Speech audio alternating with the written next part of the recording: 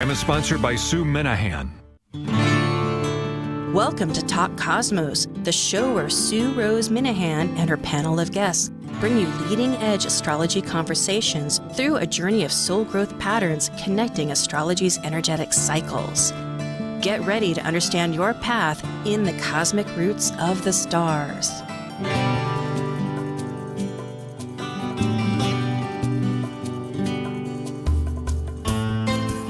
Hello, everybody. Thank you for joining Talk Cosmos. Insightful conversations awaken your consciousness for soul growth. And I'm Sue Rose Minahan, the founder of Talk Cosmos and astrologer. And today is May 21st. The sun just went into Gemini today. So that's very exciting. We're at that cusp between Taurus and Gemini. And there's so many planets still in not Gemini, but Taurus. The big one, of course, is Jupiter. Jupiter began its year's journey in Taurus as of the 19th, just a few days ago, until next year on, I believe, the 21st, 25th of May. So it's a whole year that we have this powerful, big energy. So today, our conversation with a special guest, it is the third week. So when you tune in, we have a special guest, and we're repeating the same guest we had last time because he's so wonderful, Israel Ajose. And I'll tell you all about him in a moment. He's from the UK. So we bridge a lot. The world is expansive, and I'm so excited here to be in Hawaii across the waters, 2 oceans away, speaking to England. It's very... Oh, it's exciting. So, meaning that we began talking about Jupiter in Taurus last time on April 16th, which was the third week of the month. And now we're picking up on Venus, who rules in modern astrology, because there's the esoteric too. And we're going to get into that today. Of Taurus. So this is exciting, and thank you so much for tuning in, and subscribe for the newsletters and to the YouTube. And of course, we're always on podcast because, oh, that's right, we don't have a recording. It's just me. Okay. Thank you, Nathan. Maybe you could get my slides up. Okay. So here we are, and I'll just have that, the official, and Israel is the president of the Astrological Lodge of London, and that's his, and I'll show the bio in a moment, but you can find him at astrolodge.com UK, and he has his own website, Sacred Planets. And Israel is the current president, as I had said, of the Astrological Lodge of London, the oldest, I think, lodge there is, started by Alan Leo. And he's a full-time practitioner and teacher of astrology, tarot, philosophical, and esoteric teachings. Studies with complete full honors in psychological astrology at the Center of Psychological Astrology in London with Liz Green. He's a dedicated student, teacher, astrology and tarot, and he combines many facets, the traditional, the medieval, psychological, and Vedic techniques, providing guidance, answers, and consultations to students and clients worldwide. And if you want to contact him, email him at astrologyofthesoul@gmail.com.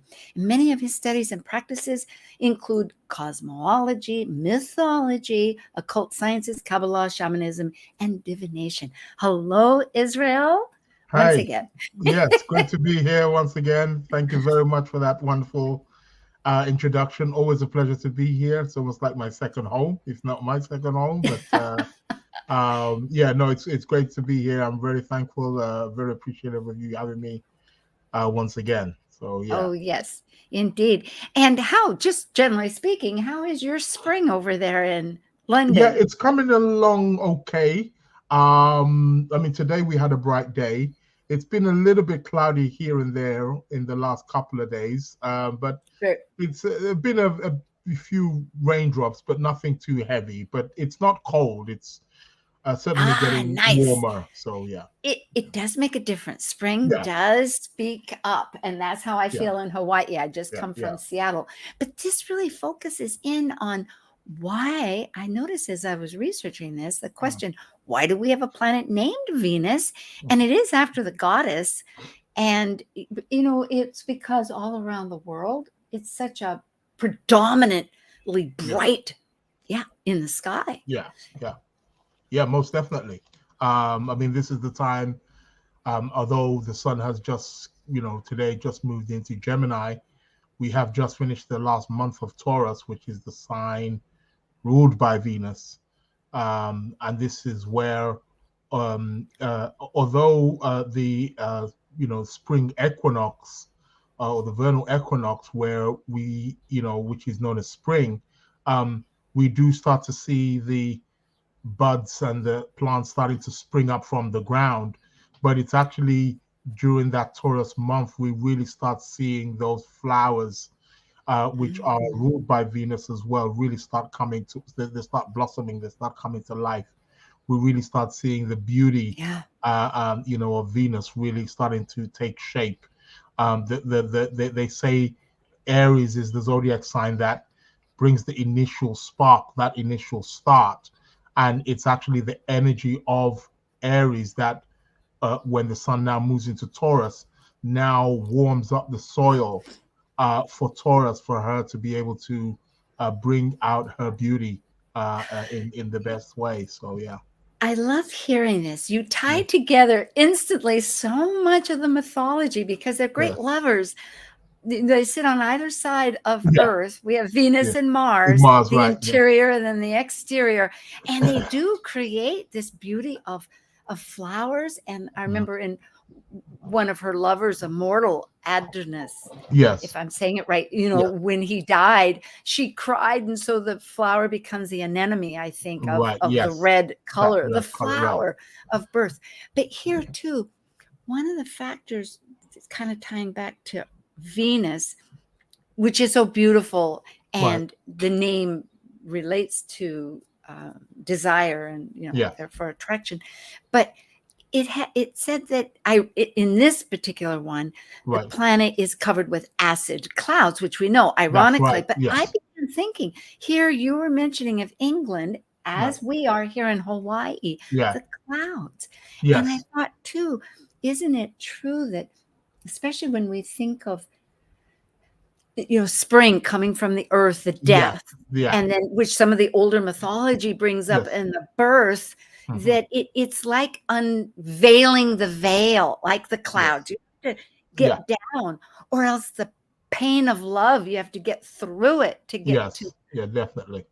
No, most definitely. It really makes sense how symbolically and mythologically how the Venus placements or cycle or her signs really bring out and emanate that aspect of who she is, which is the beauty, the art, the things that correspond to our sensual being.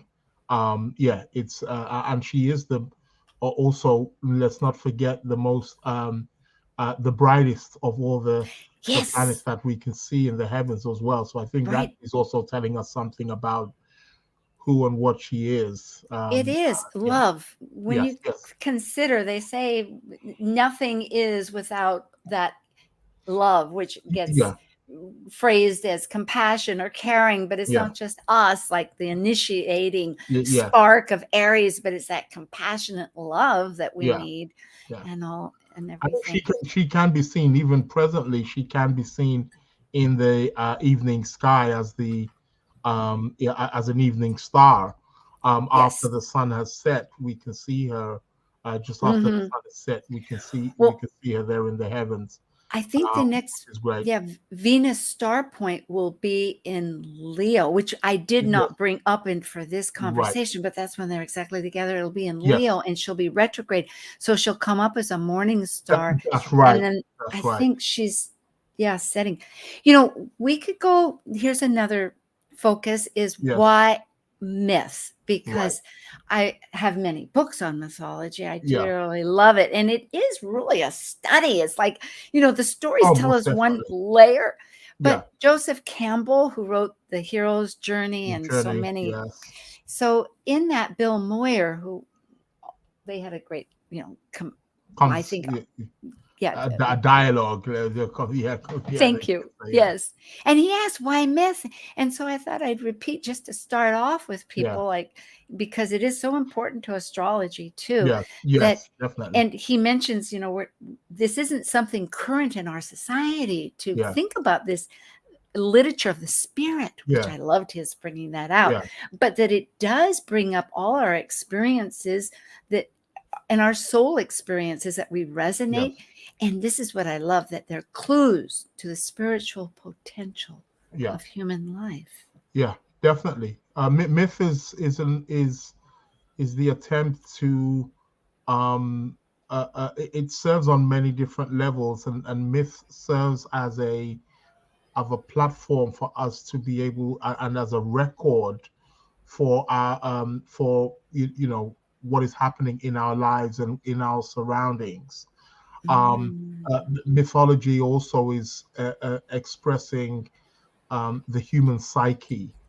It's a reflection of the human psyche in terms of what's going on, why we do the things that we do.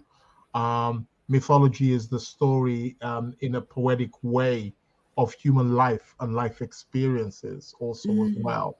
So mythology is extremely necessary. There is no civilization who do not have their myth, their cosmology, their mythology stories.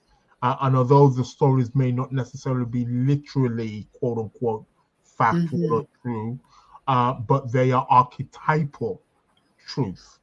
They're speaking about archetypes. They're speaking about, we could say, images, and about the human soul. Consciousness, the human soul, the human spirit in its journey.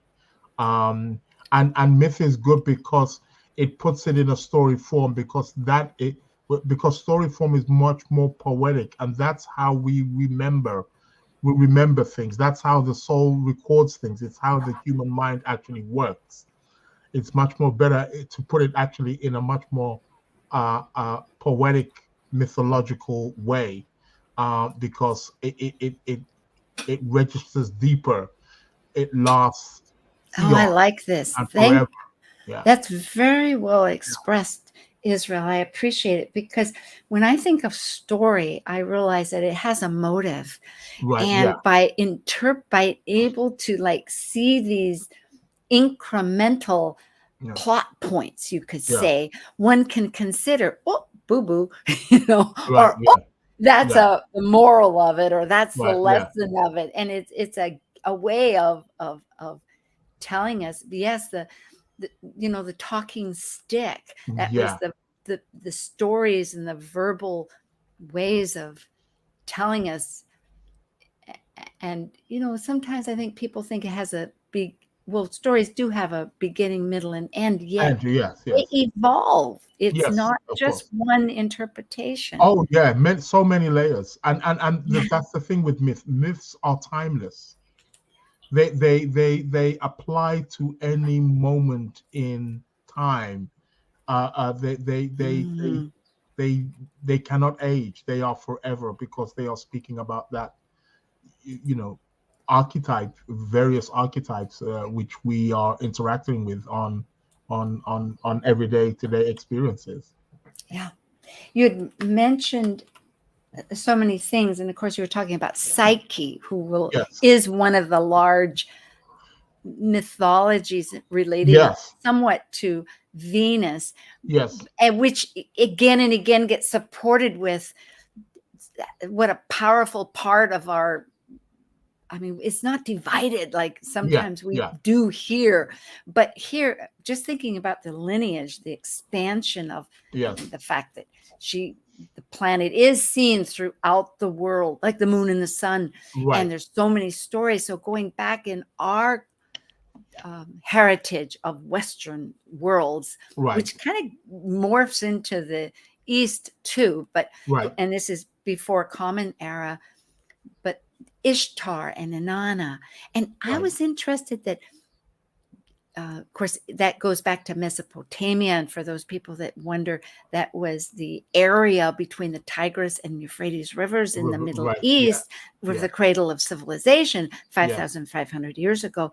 But there was a Hittite empire that, and the Hurrians is new to me as I was researching, but very the same with Hittite. And anyway, these are old, but Ishtar meant often goddess, because they'll mention, so just like Venus later in Yes. Rome, Ishtar this, Ishtar that. Right. And you begin to realize, if I'm talking about water, I'm going to talk about different forms of water. Exactly. Different aspects and different aspects of our being, different aspects of our manifestations is what they were alluring to and connecting with, so that we can understand that it's just like a human being. There are many facets of us. There's not just one. We function on many in the same field or in the same context, but we can function on many different levels. So it was the attempt. So we could be speaking about, let's say, for example, a football game or a baseball game, but there are many different facets or parts of that football game, or different people playing different positions. They're playing on the same team, perhaps, but there's different positions. So, it's well put. Yes, that's right. It's all in reference. It's in, yes, and it's a language that I think that's the beautiful thing. I'm so glad to have discovered this interest that you are so steeped with, because it's not like Campbell said, it's not something always frequent in our culture. So be able to discuss it. And for those that are interested, just a little bit of more about the names here that you can Google. But Sauska, and there's many ways of saying that, was the name in Hittite or Hurrian, and very much associated with Inanna. And of course, Inanna is part of that Gilgamesh, the first novel as it's put out, which is a whole study of itself. And the story of her going into the underworld. And I'm wondering also if the known Sauska is maybe linked with the Hindu equivalent of Venus, which is Sukra. So I wonder, because I do know that there, there's a lot of cross cultures, and there's a lot of influence from the Mesopotamian region, the ancient Persian region, and those regions of the Middle East that lent itself to India's building and civilization also as well, and vice versa. So, and back then, philosophers and teachers and gurus would share information and exchange. So I'm wondering whether if there is maybe that's interesting. Language connection there in terms of where it's coming from. But I totally resonate with that, because I too realize that as we go behind the timeline of today into the before, especially back to pre-recorded, when civilization was beginning, or even prior to that, that these ideas, especially, we call it Middle East for a very good reason. It does bridge those terrains, and people traveled, and the ideas communicated, and then they describe it in their fashion, just like anybody tells, about anything. I will have to check that. Oh, so here we have a little bit more about Sauska. There's so many ways of saying her. So she was the highest goddess of that area, and I focused on her a little bit here, just for briefly, because because of this.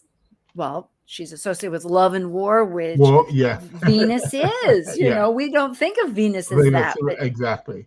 Aphrodite is. Yeah. Oh, yeah. She. That was the part of her either being the morning star or the evening star. So every time when Venus goes retrograde, and Venus goes retrograde for approximately 40 days. And this is where the connection with, in the Bible, they speak about reigning for 40 days and 40 nights, or Jesus fasting for 40 days and 40 nights. There seems to be some correlation there.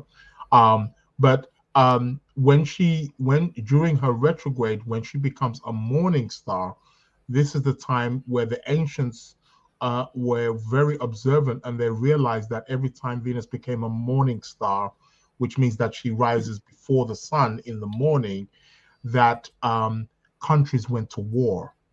So that was the aspect of Venus that was I warlike. thought so. Yes. And in fact, I have that here Right. later because we're working, folks, on a beautifully impromptu, creative fashion. But the Mesopotamia also Yeah. made such a, well, we'll come back to that. Excellent. Yeah, Yes, no indeed. problem. Yeah. That it's very true, though. They were like two distinct, not different. I think Yeah. the ancients must have known that they were the same, which because Yeah. you read different Yes. opinions, but they had different names for it, just like we Yes, do. We have exactly. different kinds of ice, see, snow or something. Right. Yeah, exactly. Depending on which facet or which side of Venus it is that they were talking Yeah. about. So that's why. Because love. Yes. Because I'm thinking, going back to Aries or Mars, Right. Aries, Ares, folks, Yes. for the Greek form of it. But we think of it as war, but it's really that compelling energy to assert, which Right. might get in the way of somebody else. But it's more of your own independent choice. Right. Whereas Venus is what we find attractive, because Yes. that's a survival technique, is the beauty, the flowers, the birds, everybody Yeah, is, exactly. you know, Exactly. meaning that really, what am I trying to say here? That they're both, you can defend both. People can Right. defend for love, or they can defend for For their what- cause. exactly, And so exactly. why we divorce that idea that Venus can't be anything but lollipops and roses is Exactly. And as on some level, it's showing us that there is a duality, or there's two sides to everything in life. So for love, there has to be pain as well. For happiness, there has to be joy that goes alongside with it. And just like what you said, because Venus essentially represents the choices, or the kind of, or the way we make or go about making choices. Venus is that ability. Venus actually represents the ability to be able to make choices. I like that, but I don't like that. with the Libra side. Yeah, exactly. Exactly. Yeah. Very true. We go into a shop or wherever, we want to buy some clothes. Oh, I like that jacket. Okay, that one's not to my taste. Well, that's your Venus at work. And same goes also for partners as well, whether it be male or female. But what we find attractive, but our ability to say, well, I find this person attractive. I'm attracted to this person. Yes. But I'm not so much attracted to this person. That is our Venus being exercised or going to work there in terms of what we find attractive. As they say, beauty is in the eyes of the beholder. So yeah, based on where our Venus is placed, it's going to ignite the kind of people and things that we are attracted to, which we prefer. Venus is our preference. What is our preference? Yes. And again, the etymology later, there's one, because the word Venus, Venas, meant desire. And it symbolizes now, as we consider this Exactly. evolution of it. But I kept this slide up because also there are, whether it's the Mesopotamia and this, just as two indications, that there's and also with one of her children through Hermes, which is Mercury, of like Psyche, of the thought, that there is the masculine and the feminine. And it to me, it really emphasizes the unification or the foundational purpose I don't know if purpose is the right word, but that this is an energy consciousness that's regardless of our physicality. Yeah, It yeah, is just yeah, part and parcel, but it yeah, comes up quite a bit with quite of the older yeah, mythologies, because there's one where one of those more the older forms, yes. and maybe it was this one, Sauska, had the power of making men into women or women into men. Man, right. So Yeah, I yeah, thought yeah, that's yeah, yeah. really That's yeah, more of an embracive way of yeah. looking at the world, Yeah, and that's also her connection with Hermes, because Aphrodite and Hermes did have children, and that's where the word hermaphrodite comes from, Yes, and I which have is a actually a yes, combination of right. hermaphrodite is Hermes and Aphroditus Yeah, it's together. common to both. It's Both, just yes, is. It's its yes, own yes, yes. energy. So it's the That's both right. masculine and feminine, like what you're saying, or Yeah. that two sides of Venus. Yeah. So Yeah, we have a lot to learn that yeah, how associations. Here in Greek, she yes, was known as Aphrodite, and and this is one of the, we don't have too many minutes here before our break, but one of the major mythologies considering her, and that was her father was Uranus, the right. sky god, Yeah, who had been mating with Gaia, the earth right. Yeah, goddess, creating life in every form. yeah, And uh, but one of the children, Saturn, which they right. Yeah, had several children, and Gaia plotted to stop that and right, castrated right. Uranus. And it's so interesting to me how coming from that was like his most noble deed of true essence, that this form of true desire, Yeah, with any of the ambiguity of morality, of judgment, but just pure desire for beauty and for as a positive force, yeah, creating this energy that would remain through yeah. and forming in the water. So Right. that there's so many ways that it's interpreted, but generally through the semen or the foam of Yes. with water, with emotion, Yeah. Poseidon. Yes. Exactly. Yeah. And it's quite interesting that she came out of, or was born out of the waters, out of the ocean, or of Poseidon, so to speak, Mhm. and she's exalted in Pisces, Oh, which is the water sign, which is the Poseidon. Poseidon was the god, of the oceans, of the waters. yes, So it's no of coincidence that compassion. yes, exactly, and that's where she is also exalted. So we see the connections and the how she ties into, whether it's the sign that she rules or where she's exalted.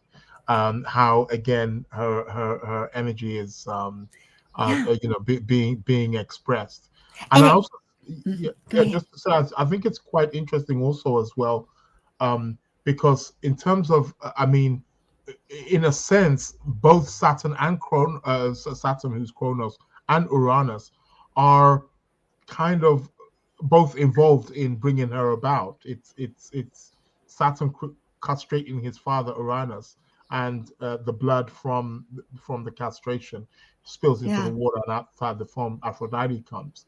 So it's quite interesting how the relationship You know with what Kronos, reminds me? yes, Yeah, I'm just thinking, because as far as mythology goes, we could go on, and now we have a break yes, here coming up. But there was a Titans, and that was Saturn was right, part of the Titans. that's right, that's And right, then when he castrated his father, time, in other words, created time is what right, essentially what yes, he yes, did from yes, this sky ever yes, going onward yes, action. And from that becomes love, or right, comes so many the sense of desire and what we think desire, is yes, beautiful. for sure. But with the Olympians, which he's the only remaining Titan, which Yeah, have to do with his children, which is Jupiter and all yeah, the rest of them, or so many of them, is that with the Olympian gods, yes, humanity, instead of having it decreed Right. by the roles expected out of perfect order, which Right. Saturn represented, was more the will, the free will, that we Right, make yes. our choices, Yes. through Exactly. which you're saying with Venus, her other side of ruling both Libra Exactly. and Yeah. Taurus. What choices are we Yeah, making? we have the consequences. We can grow, Exactly. but the accountability comes here. Yeah. Oh, most definitely, most definitely. Yeah, it's great. Which is quite interesting, because that kind of reminds me of the war of Troy. Oh Where, boy, we have a lot. We'll have to know, come back. come back. Yeah, definitely. Thank you. Yeah, but yeah, Yeah, we'll this is good. definitely talk about that, Okay. because yeah, Oh, choices a lot goody. to do with it. It does. Oh my goodness. This is wonderful. Thank you, everybody. This is May 21st, beginning of Gemini, and I am with Israel Ajose of the UK, London, Astrological Lodge of London president and astrologer of sacred planets. And I'm Sue Minahan. We'll be back with Talk Cosmos, all about Venus and more. Thanks. We'll see.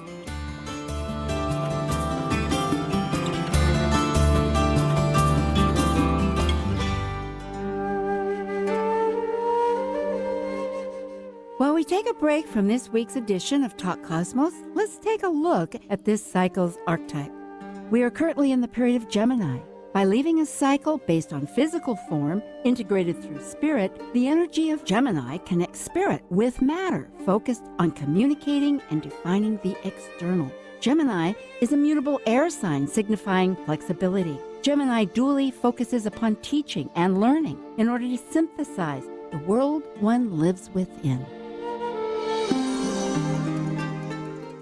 This is Martha Norwalk. Every Sunday morning, beginning at 9 a.m., thanks in part to the Inanna Institute of Living Yoga, we cover the world of animals. This week, May 28th, it's an encore presentation. Tune in to hear our last healing show with Dr. Nels and Linda Rasmussen. Together, they helped our listeners and their animal friends with emotional, behavioral, and physical issues. And if you tune in, you can receive a surrogate healing just by following along. Hope you can join us for Martha Norwalk's Animal World, Sunday morning, 9 a.m. to noon, right here on Alternative Talk, AM 1150.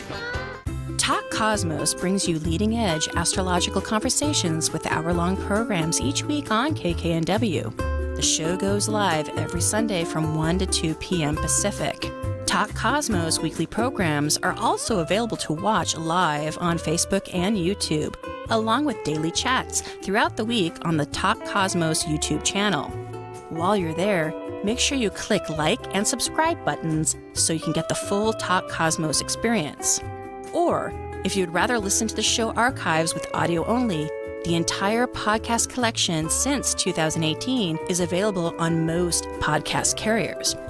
So, grab your coffee, tea, or kombucha and enjoy the show. You found us. Maybe you've been guided to listen. Alternative Talk 1150. Oh, that's great. Well, hello, everybody. We're back again, and this is May 21st.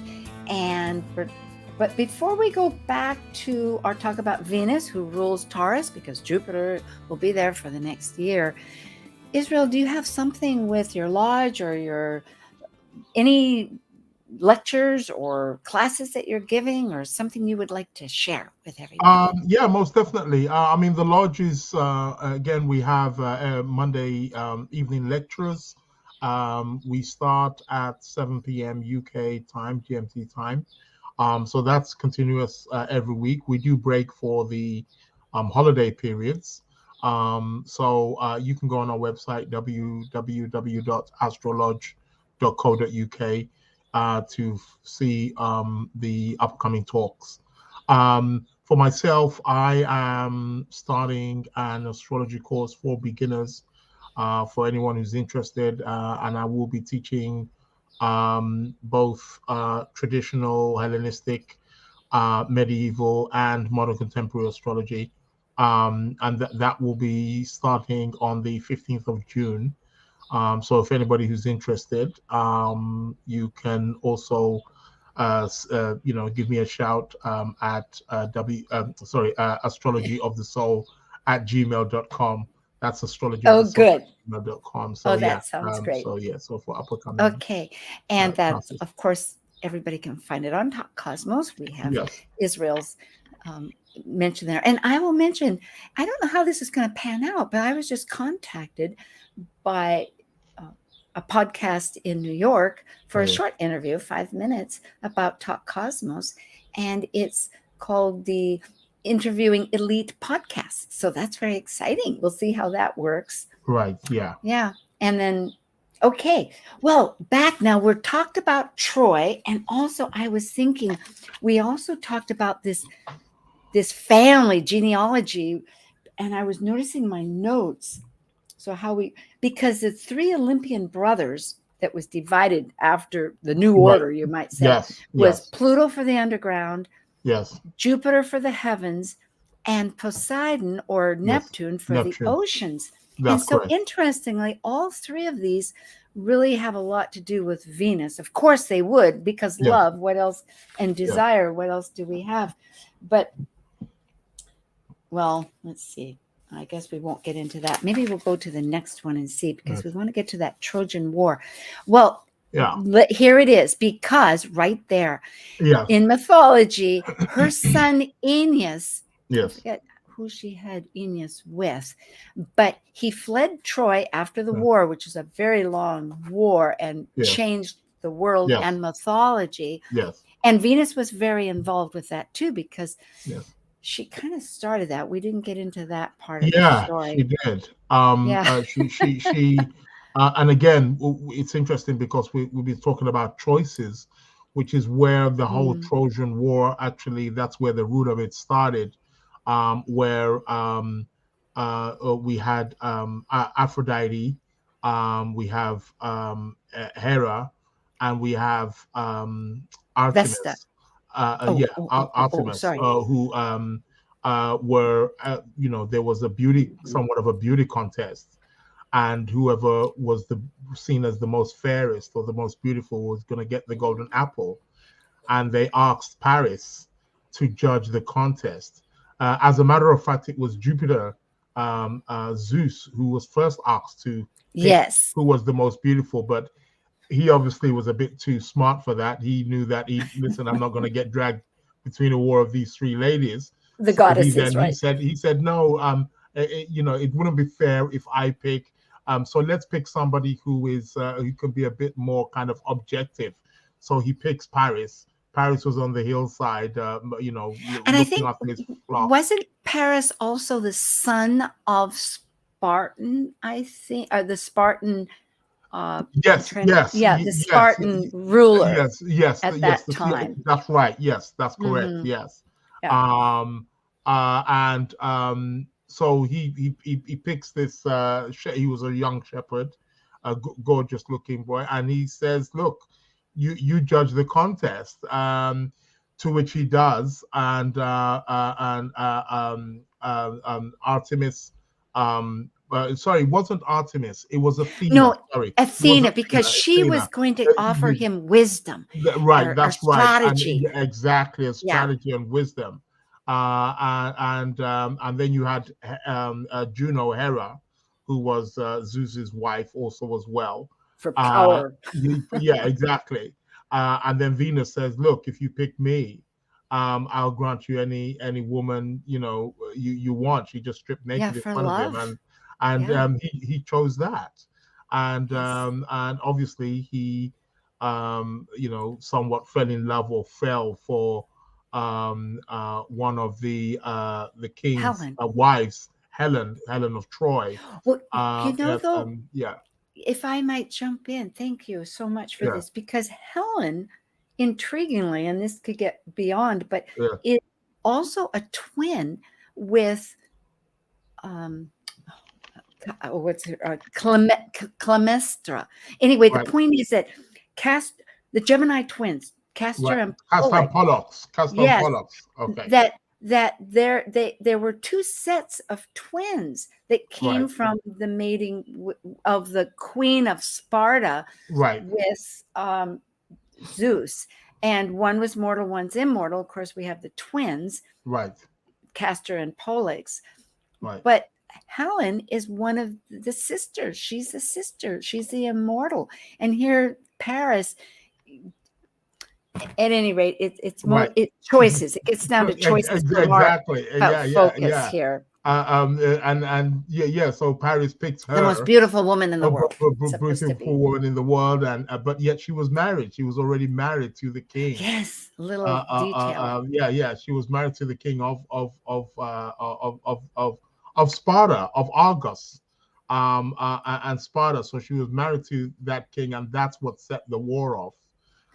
Because his brother, which was Agamemnon, now says, "Hey, are you gonna let you're gonna let Troy, come and take your woman like that?" And so that's what built up the whole war. And we hear about the Trojan horse and stuff and all that stuff. That's where all that, and it was a war that went on for 10 years. Yes, it did. What's fascinating is the repetition of horse. Also, Menelaus, that was her husband's name. I just remembered. Helen of Troy was married to Menelaus. That was her husband. And he was I forget, because there was Sparta and Troy.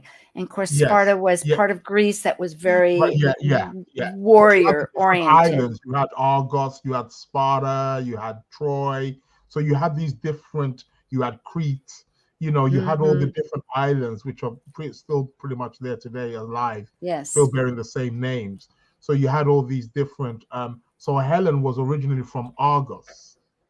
And I think when she married Menelaus, then she became Helen of Sparta. Oh, I see. Yes.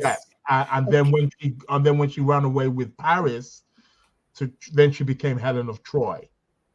So interestingly, Venus's son Aeneas, he flees Troy after the war. Yeah. And I'm not quite sure how he's the ancestor of Remus and Romulus, who were raised by the wolves, who are the twins. And there's a whole, we won't get into that mythology now, but are the founders of Rome. Of Rome, yeah. But it goes back to a lot of not just choices, but I'm thinking of trauma. Going back a little bit with Venus, she was actually born out of a traumatic experience. And it would take, being Uranus being castrated is a violent action. And pardon anybody if this triggers any conversation from any of this, but it is as far as the story goes. And it is really a matter of just looking at it more from the metaphor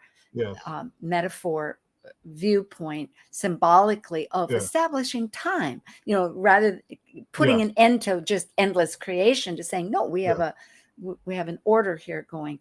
So in other words, but it still shows me how love conquers all, that through anything, we know this through the ages, and it's so current today, but in mythology too, that most and definitely. It's the wombs of the water and the exactly.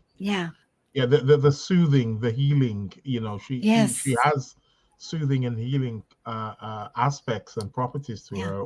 And here too, with the war, that through this terrible war that has been, I know Jason Hawley goes a lot into the Trojan War. He's an astrologer here in the United States. But just as a fact that her son Aeneas flees, and I think he brings with him the Vestal virgins. There's a whole many different ways of looking at the mythology picture. But as far as this, if he is the ancestor of Remus and Romulus, in other words, again, Venus is saying that through her love of desire, that somehow she's giving, I guess, civilization another chance.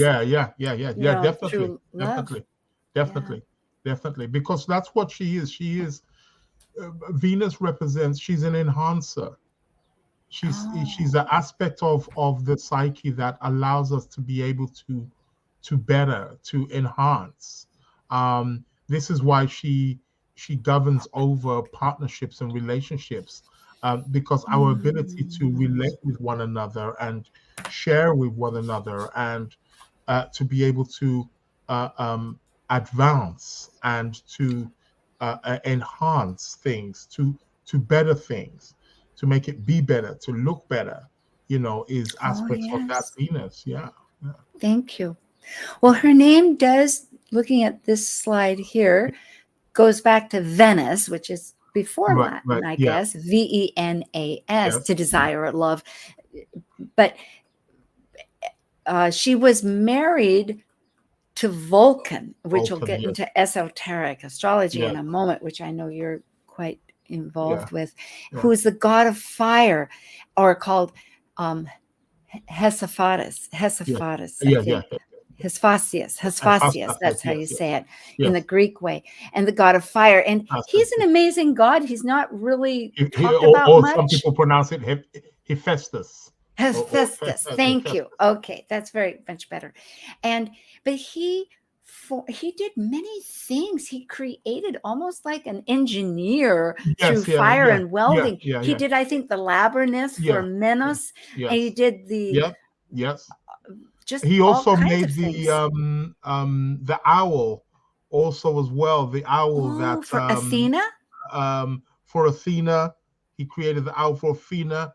He also I swear he made one of the owls or one of the creations for what's his name as well, that went to go Icarus? the one who went to go and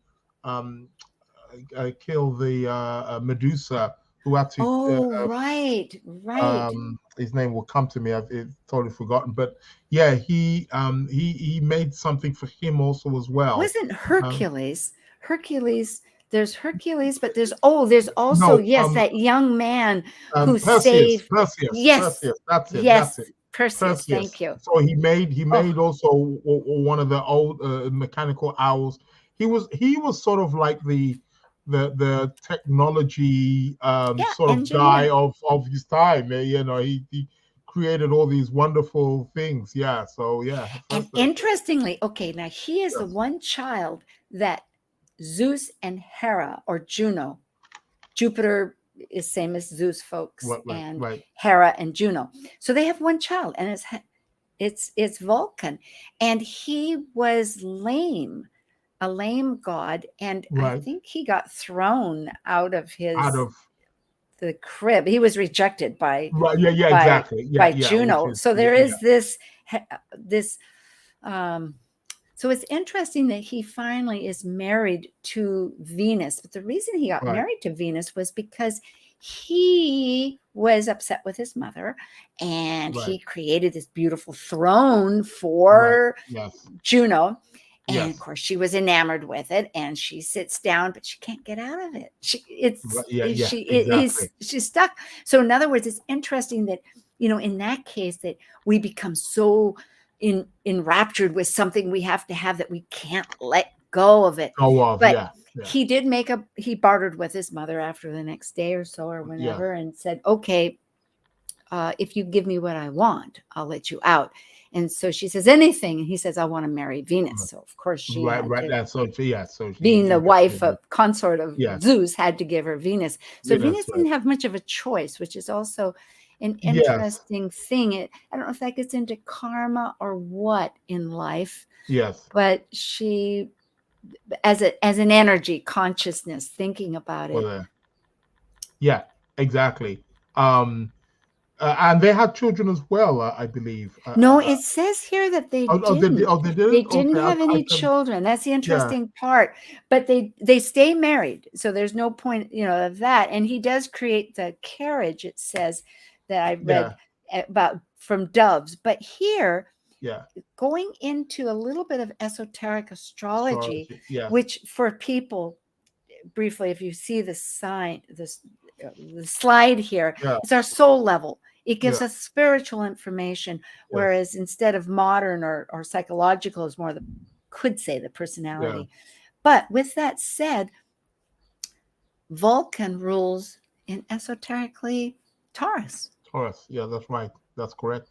That's correct. Which would make sense in on many levels, because Vulcan, Hephaestus, was a blacksmith. He was a forger. He was he worked with fire and volcanoes. Oh yes, with fire. Thank you.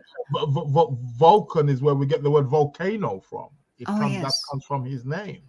So he was the god of that, and this is something very earthbound. It's a very earth, So again, we can kind of see the connection on many levels to the Taurus kind of nature, because Vulcan was very earthy, very, very hands-on, very practical. That's right. Creative, yeah, exactly. Things, exactly. Functional things, right? Yes, exactly. Yes. And thank you for that too, about the earth and the volcano, because here what I was able to glean Googling, learning about this myself, is that Taurus teaches us to help oneself and stand strong, so that there is this ability, a survival, like Taurus would be, the sense of like, okay, I have my energy, but Taurus is spirit into form. Exactly. So that's interesting. Exactly. Yeah. Now she did have children. Yes, she did. Yes. And with Mars, the lover. Yes. And some of them were the, both sides, like you said, there's duality. So if we are into battle where we're just all grit out war with somebody to fight for some cause, that she had two children, fear and terror. Phobos and Taurus. And Metis. But then she had peace, concordia, harmonia. Yeah, exactly. Also. Yeah. And finally, the Cupids. Go ahead. And the Cupids also as well. So I think the children of Aphrodite, Venus, they're alluring to the different aspects or manifestations also of her also as well. Yes. Because out of love can come fear, a fear of losing that love. Oh boy. Out of love we can get terror. Because we have to change, maybe. Exactly. We lose ourselves, we're merging. Right. And there also, with the balance, we can get harmonia, Strengthen. Exactly. Let go of what we're weak about and strengthen with our. Oh, I love this. Israel, I'm so glad we're talking. And the Cupids representing those different aspects of love, as you've put it. So, these are all sub levels or sub extensions of who and what Venus is about. We can. So Taurus and Phobos makes perfect sense in a way. It doesn't it? Yeah, it's both sides. Yeah. Now this flashes back to earlier in our conversation about Mesoamerica and the planet Venus, because this beautiful picture here, which I just love, and we only have a few minutes, I'm being reminded, so we'll tie together the best we can here. But they relate, as you said, the planet. It indicates Venus as a rising in the morning, which she will do after her conjunction in August with the sun, which is one of the Venus star points, which is a whole other conversation. I'm giving a talk actually with Opa about the Venus star point, the United States Venus star point in Scorpio, which will be July 23rd. A little plug here. But it'll be exciting. But here, these two, Kukulkan and if I can say it right, Quetzalcoatl are identified with her because of this whole process. But we'll kind of go through that, and here people can see. But it's a plumed serpent. But interestingly, here, just to say, wind and air, isn't that exactly what we were talking about with Psyche and and all of it, the spirit, and again, showing about Venus with the of sea and horses. That's the other thought I was thinking. Poseidon is with horses. That's right. Then the Troy, with the Trojan horse. We see many of these animals and symbolical figures constantly popping up through the various mythologies. Yes. And here I just bringing up that Venus happens to be the esoteric ruler of Gemini, which is communication. So it kind of comes full circle that because it is to teach that you don't just learn the facts, you have to have compassion with it. Right. Yes. You know. And then once again, so we're kind of lodge on something here to tie it together. But their Hermes, Mercury's child is Hermaphroditus. Yes, which is both of the androgyny of thought. Yeah. So, and again, she had lovers with mortals. Oh, yeah, definitely. She was actually the only goddess who mated with mortals. So, yeah. Because we do. Exactly. All levels. I think that shows us her connection, a spiritual connection, as much as a physical connection as well. That's very true, because she is here. We can get rid of these, Nathan, for the last moment, because it is true. When you think about the father, originally was the sky god Uranus, mating with Earth. So it's like, and right now Uranus is in Taurus. But we have more conversations ahead. So she represents like a bridge between the spiritual world and the physical manifestation, the physical world as well. She is the bridge that ties them together. Thank you, Israel Ajose. And thank you, everybody, for listening. We will return. We can't help it. This is too fantastic. Have a great day, and we'll see you again. Subscribe. Thank you. Thank you for joining us on Talk Cosmos, the show where Sue Minahan and her panel of guests connect soul growth patterns with the energetic cycles of astrology. Be sure to tune in next Sunday at 1 p.m. Pacific Time to continue your journey through the roots of the cosmic pathway.